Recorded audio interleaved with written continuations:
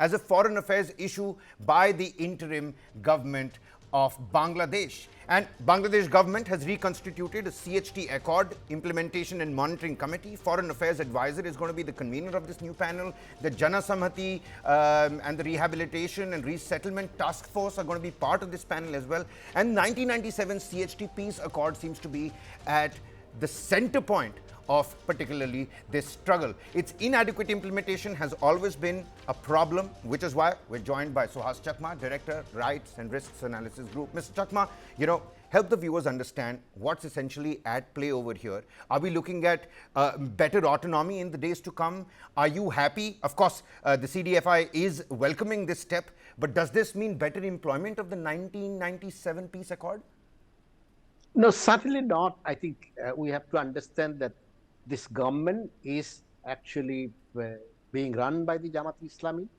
And if you look at the attacks which took place today, they were being led by the Jamaat-e-Islami students, the Islamic Chhatra Sibir, which runs the Dhaka University. They are the students who had, called for the Islamic fundamentalists to assemble at 11 o'clock and attack the tribal students. I think what has surprised me and the reason why we welcome it is very simple. It's that, Chittagong tracks, if it is to be an integral part of India, then it has to be something which is dealt by the Home Ministry.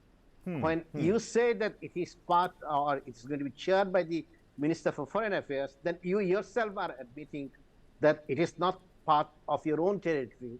Because imagine in a situation like India, saying that Kashmir should be dealt by the Ministry of External Affairs, or in Sri Lanka, that northern and eastern part of Sri Lanka be dealt by the Ministry of Foreign Affairs, because you yourself in that case, are raising the question that Chittagong tracks is actually a foreign affairs issue, not an integral part of Bangladesh.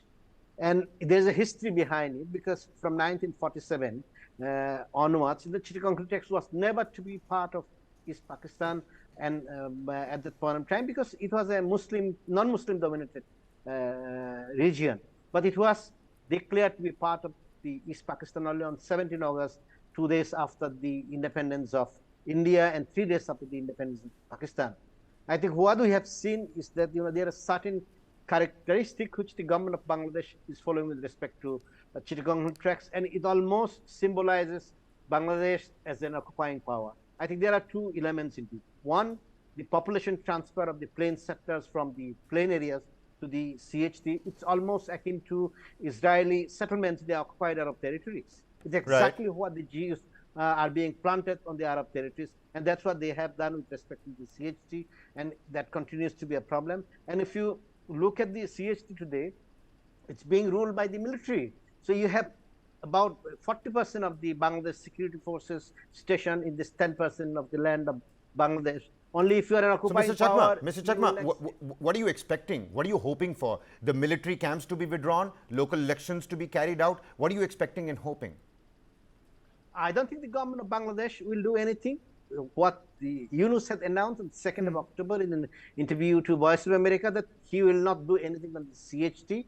The reason why they have appointed, and which we are taking advantage of, is the reason why the foreign minister has been appointed, because he is going to face the questions about the implementation of the CHT, over the issue of democracy at the UN Human Rights Council, which begins on 24th of February. Then, of course, what the government has done is that they have restricted the mandate of the UN to inquire the events only from 5th July to 20th August, and which we are questioning, because you are using the UN for your own political purpose. So this appointment, in my view, I think was not so much which we are talking about, saying that CHT is not an integral part of Bangladesh. They themselves admitting it. I think it's more of the government of Bangladesh trying to get ready itself when they face the questions at the UN, because Bangladesh will be an agenda item, because UN has come, the report is supposed to come published, and in the February-March session, it is supposed to be made public.